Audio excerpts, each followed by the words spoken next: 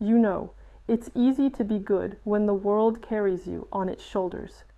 It's easy to be strong when everyone around you applauds your strength. But if you think about it, that's not really strength. It's more like popularity, and the movie Superman, which we're discussing today, actually tells a very deep and sometimes uncomfortable story about what happens when a hero is stripped of everything: the crowd's love, the applause, and that very popularity. When he's left with nothing but himself. And that's where things get really interesting. Because if you look closely, this whole story about Superman isn't about a god descending to Earth, but about a man trying with all his might to hold on to something divine, something bright, at the very moment the whole world is trying to break him.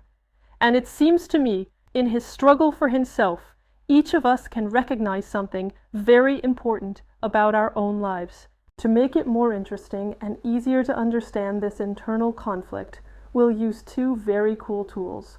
The first is the hero's journey concept, brilliantly described by the mythologist Joseph Campbell.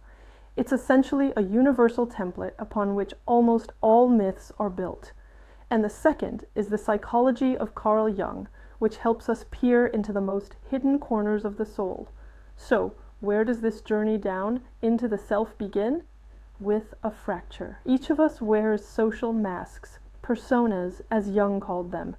Clark has two, taken to the absolute, the reporter and the savior. The crisis for him begins when both of these masks stop working. But his crisis goes much deeper. All his life, he believed he was sent to Earth as a symbol of hope.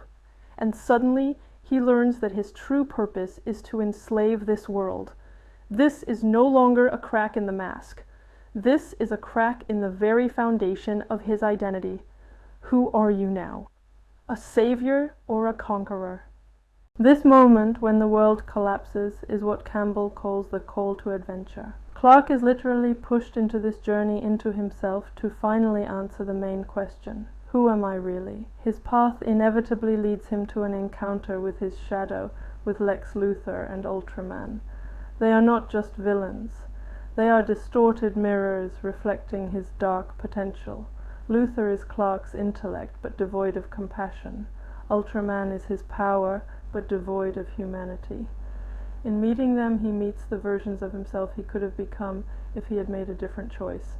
He sees a distorted reflection of his most terrifying possibilities, of who he could have become.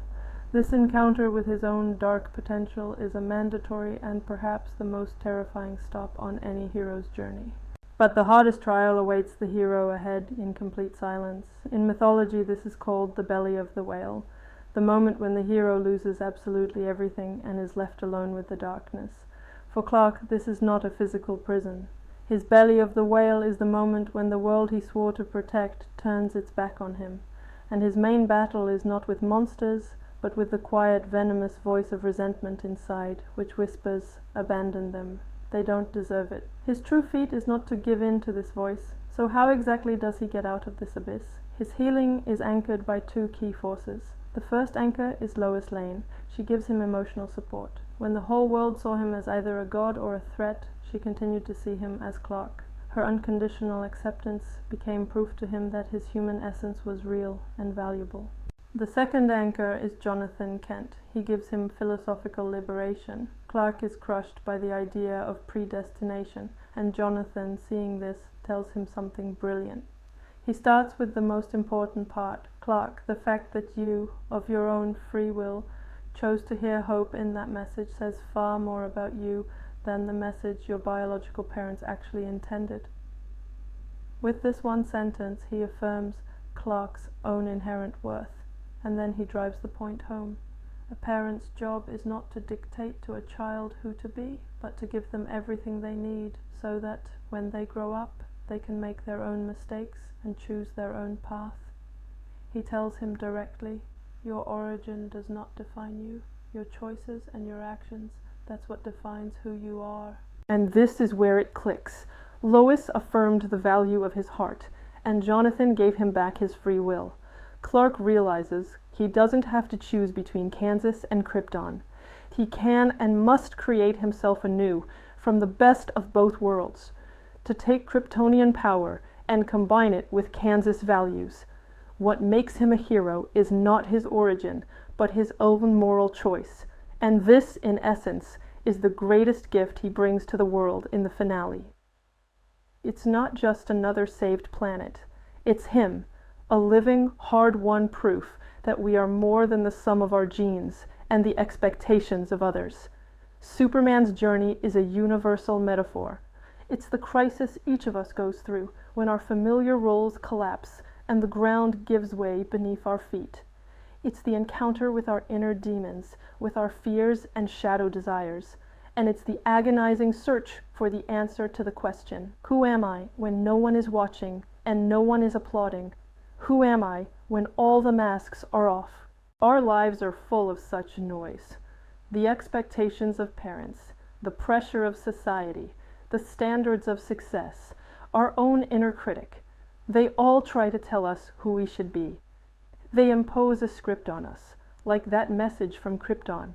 And Clark's story is about how important it is to learn to turn off this external noise, to hear your own inner voice, the voice that defines our true values. This is a story about how you can't build your identity on someone else's foundation. You can't be a hero on command, just as you can't be happy according to someone else's script. The point isn't to conform. The point is to create yourself. Perhaps the most heroic thing we can do is not to change the world, but to not let the world destroy our essence. To accomplish this inner feat, to look at our origins, our traumas, our talents, and our pain, and to say, this is all a part of me, but I am the one who decides what it means. I am the one who decides who I will be. To carry your light through the darkness and remain yourself.